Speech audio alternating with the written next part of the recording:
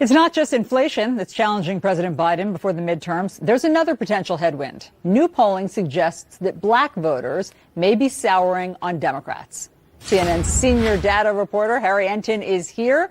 Harry, great to see you. Nice to see you. So you have found that Biden's approval with black Americans is down. How far are we talking here? I mean, it's really down. I mean, you can see it here. At the beginning of his term, he was at 87%. Look at where he is over the last few months. 67%. That's a 20-point drop. And not only is it a 20-point drop, that's 67%.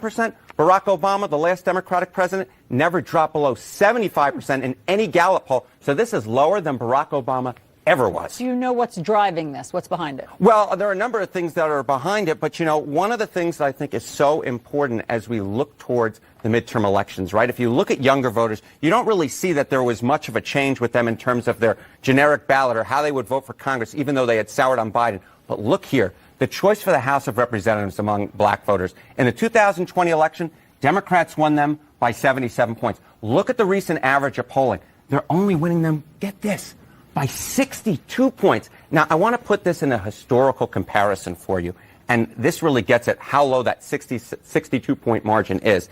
Choice for House of Representatives, Democrats have won black voters by 75 points or more in every single election this century. So if you go back here and you see them right now with just a 62-point margin, that is much worse for wear than any performance for Democrats in the House of Representatives this century. That's really interesting. So in other words, this has been a sudden decline, meaning like in the past year plus. Well, you know, I think one way to sort of look at this, right, is the choice for president, and we go back since 2004, 2008, 2012, 2016, 2020. Right now, if you go back to 2020, Joe Biden won black voters by 75 points. That was down from 2016, 2012, 2008. You really have to go all the way back to 2004.